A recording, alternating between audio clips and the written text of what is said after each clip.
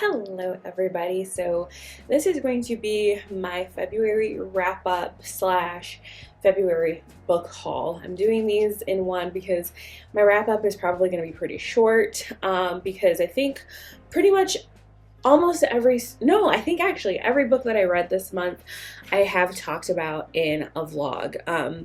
The last two books that I read this month are going to be talked about in the vlog that I'm actually filming right now this weekend. So let's just get right into the books that I finished this month. So this month was like not the best reading month. I liked everything that I read, but there was no like huge standouts. I didn't get any 5-star reads this month, which is fine. To be honest, I don't really get 5-star reads very often because I'm very stingy with my 5-star ratings.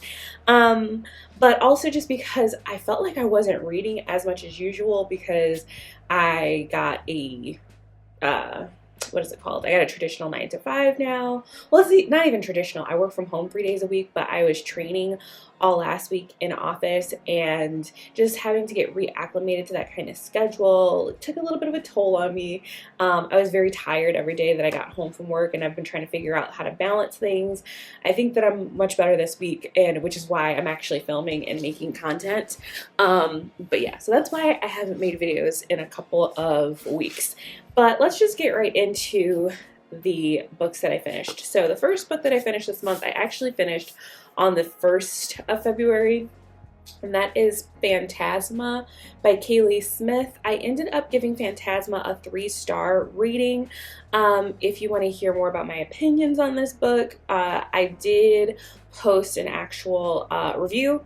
That's something that I do want to start doing more often. Sorry, the lighting is going to be very inconsistent because it is like cloudy and the sun is peeking through the clouds, but I'm going to stay seated right here. I love like the way that the light streams into my windows in the front by my elephant ear plant and everything, so just forgive that. But I did talk about my feelings on this book in a book review. I do want to start making book reviews more often.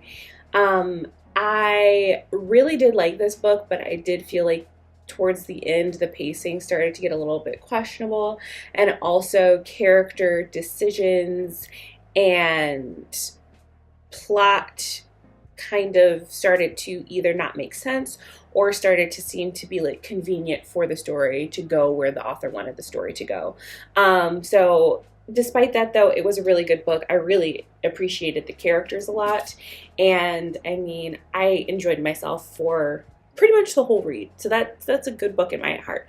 To me, I think some people think that like 3 stars is a bad review. 3 stars to me is a good review. Like 3 stars mean that I liked the book a majority of the time, and that there were only a couple of things that kind of like threw me off. It wasn't perfect, but it also wasn't bad. Like I definitely am going to continue this series and read the second book when it comes out. So now the next 3 books I read are all a part of the Kimberly Lemming That Time I Got Drunk series. And the first book that I read obviously was the first book in that series, and that was That Time I Got Drunk and Saved a Demon. This book I read mostly physically. I think I did read this on my Kindle for a little bit as well. I really, really liked this book. I gave it a 4-star. It is kind of a cozy fantasy. However, there is some gore and there is some action that takes place as well. I liked that the plot was clearly defined at the beginning of the book. Like we understood what our characters were doing, what the goal of the characters were, and their romance was like a nice addition to the plot. I also was able to forgive like a lot of plot conveniences and a lot of like pacing. Like the story was very fast paced, and to me I can forgive a lot if a story is very fast paced and it is less than 300 pages. This book is only 260 pages. So because of that, clearly we're not going to get a lot of detail. Clearly we're not going to get a ton of explanation, but like the rapid fire plot and pacing really made me like this book, and also the quippy characters made me like this book. I really like Cinnamon. She is probably my favorite protagonist in this series. so far, I think that there's more books after the third one, but I'm not 100% sure. But yeah, Cinnamon was definitely my favorite. This was definitely my favorite of the three. Now let's get into the other two books. So the next book that I read was That Time I Got Drunk and Yeeted a Love Potion at a Werewolf. I'm so happy that this is my last time saying that title. That title is so long. And it's so hard for me to remember. So this book I ended up giving a 3-star. I really liked the main character as well, Bree. I really enjoyed her. I really enjoyed the quippiness between her and Felix as well. For this book, though, it leaned more into that like monster romance and like the, what is it called? Omegaverse stuff. And that is something that I'm very not interested in, and I did not like. I was not a fan of that content, and so when it did show up, I just skipped over it. And because of that, I had to take a couple of points off because like I really like it's just something that I'm not a fan of. And then also for this book, I felt like, so with The Time I Got Drunk and Saved a Demon, like I said, I felt like the plot was clearly defined at the beginning of the book, and that we knew what our characters were up against and what they were fighting towards, and the romance was a nice like little subplot. For this book, it technically the plot points, like the main plot of the story was introduced at the beginning, but you don't really know what that means until towards the later half of the book. There is a plot device, or there is something that happens at the very beginning of the book that is related to the bigger plot, but without the knowledge of the things that happen later on with that plot, you would never know that those things were related. You would have thought that it was just like a random event.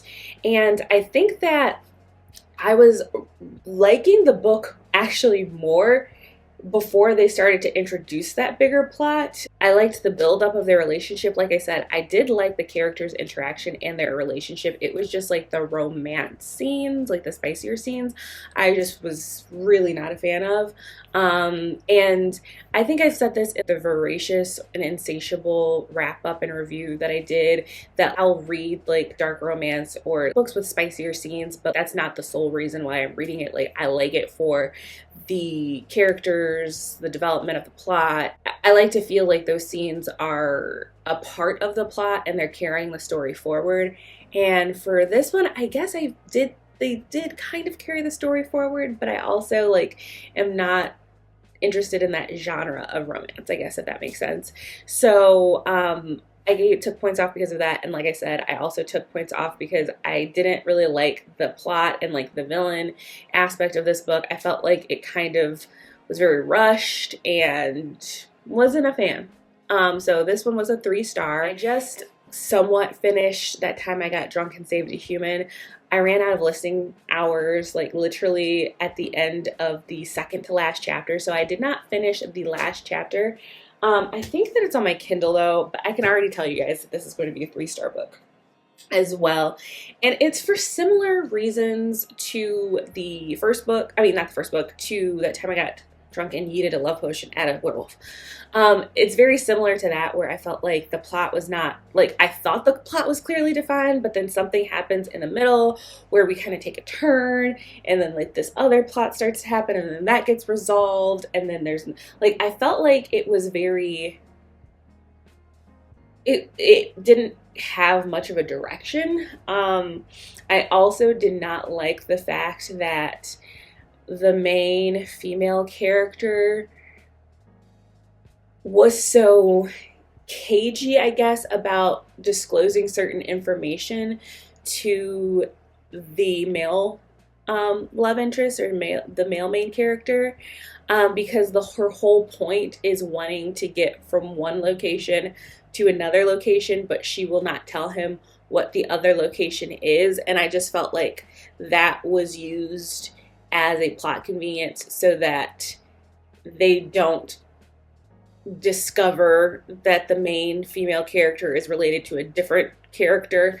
Um, Even though we as readers already know who this female main character is in relation to other characters in the series. So I don't know if that is making sense to you guys, but I don't want to spoil this book for anybody.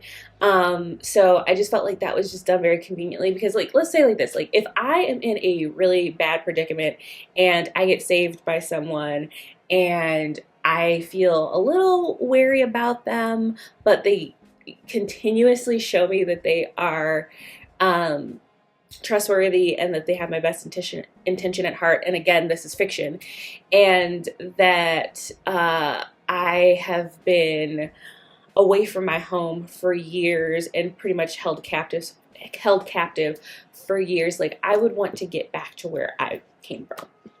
And she does, but she just like I don't know.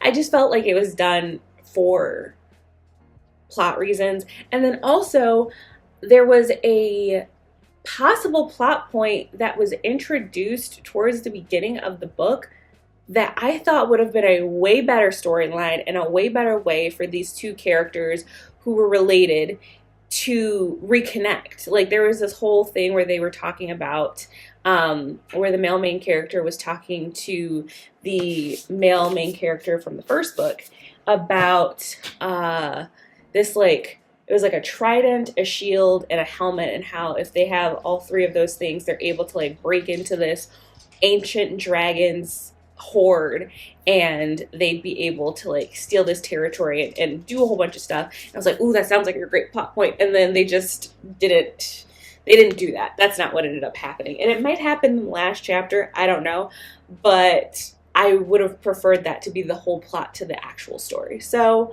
yeah, those were the books that I read this month. I still consider it to be a good reading month. I didn't have any 1 stars.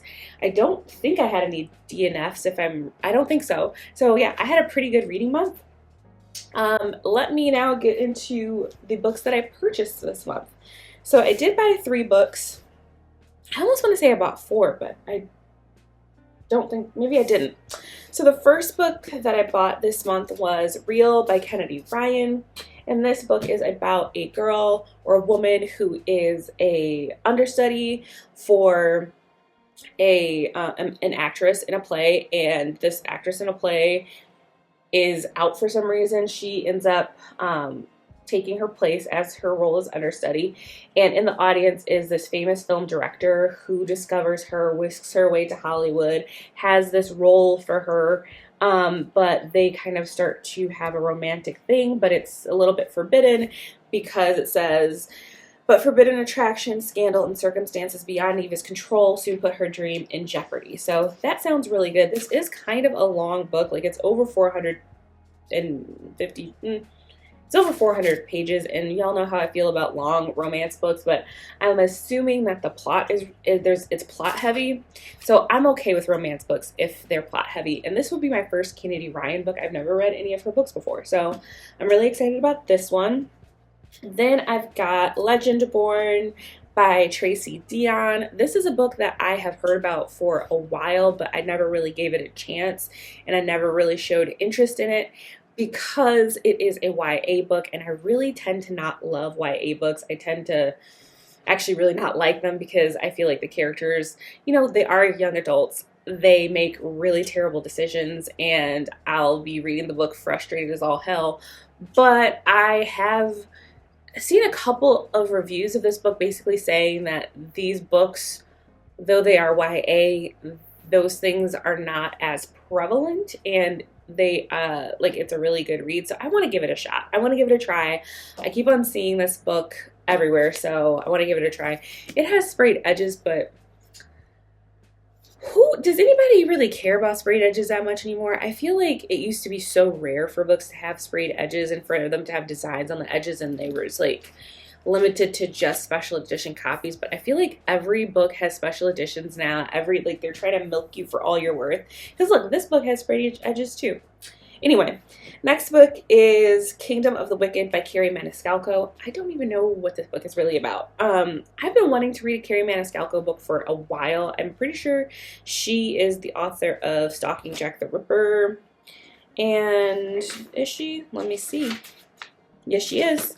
She is the author of Stalking Jack the Ripper and stuff. And I can't remember the booktuber that I saw who she said this was one of her favorite books and she reread it to help get herself out of a reading slump. But it is a book that is about grief, apparently, and it's also witchy.